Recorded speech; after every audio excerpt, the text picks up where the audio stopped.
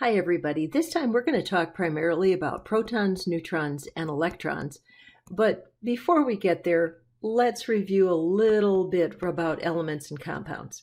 Now, every element is made of different atoms, and elements are the simplest form of every compound there can be is going to be an element. It's one of the pure substances out there.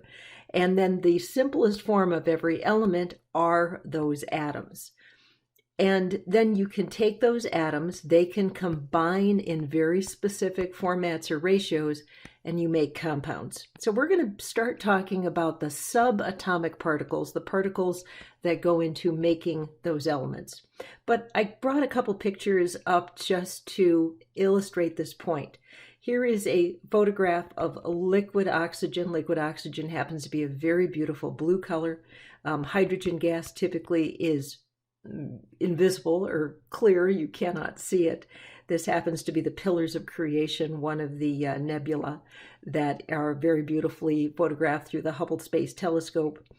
And when you take oxygen and hydrogen in the proportions of 2 hydrogen and 1 oxygen, you get water, something with a completely different set of physical and chemical properties. So each time you make a transition, things change. They look differently, they chemically and physically behave differently. But the atoms that are unique for every one of the elements that are on the periodic table contain these subatomic particles. And the basic subatomic particles are going to be the proton, the neutron, and the electron. So let's talk about these for a moment. Now, when we simplify these and we use shorthand symbolization in chemistry, the proton is very often abbreviated as a lowercase p with a plus sign. Sometimes it is abbreviated as a H for a hydrogen atom with a plus sign, because a hydrogen atom is simply one positive proton circled by an electron, and if you strip that electron away, it becomes a little hydrogen ion. So you will see both symbols for a proton now and then. A neutron is another one of the particles that is in the nucleus of an atom. Neutrons are small. They are approximately the same mass of a proton. Neutrons are a smidge heavier than protons, but they have neutral charge. They have no charge. Protons are positively charged. The mass of a proton and a neutron are both about exactly the same, and they are 1 AMU, atomic mass units. We'll talk more about that in a little bit.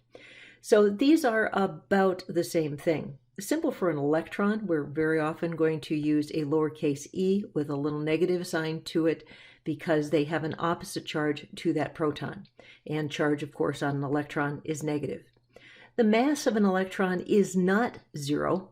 It is close to 0. It's about 1 part in 1800 of the mass of a proton or neutron, atomic mass units, but it is so very, very small that when we start calculating atomic masses of atoms, we don't take the time to account for electrons very often because they are such tiny wee things. Now, what is an atomic mass unit, or AMU? Definitely a definition you need, definitely something that's fair game on any quiz.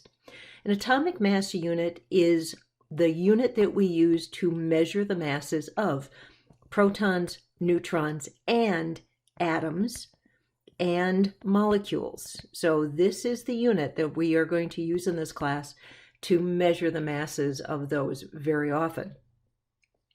One atomic mass unit, this is the definition of it.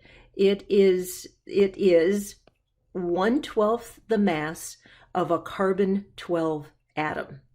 Now we'll talk about exactly what we mean by a carbon-12 atom a little later, but if you took a carbon-12 atom and you put it on a scale and you weighed it and then divided it by 12, that's what 1 AMU, that's what it would be. That's how much mass it would be. and that is approximately the mass of one proton or one neutron. It is a tiny, tiny amount of mass. Is it good for measuring anything else but subatomic particles? Not really. Your mass in AMUs would be humongous. My mass in AMUs would be depressingly large. So it's only good for use in subatomic particles. What holds atoms together? Well, quite honestly, it's electricity. Electrical forces hold all matter together, which is pretty cool.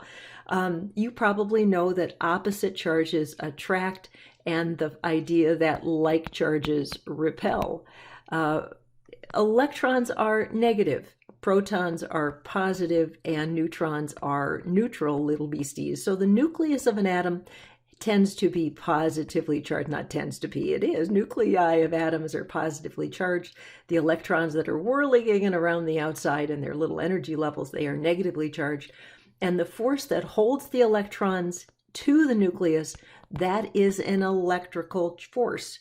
And atoms are neutral. The atoms in your body, the atoms in the air, these are neutral things. If they are not neutral, we give them a new name, and they're called an ion.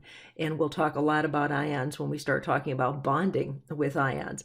When you make something an ion instead of an atom, same thing, physical and chemical properties change. And so we'll go into that later.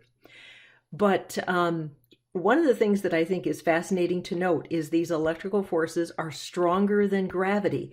It's the electrical charges that hold your body together, make you strong enough to overcome the force of gravity that is going to try and pull you down. So you are a strong soul that you can lift your arms and stand up and do all the wonderful things you can do, because these electrical forces so much stronger than the force of gravity.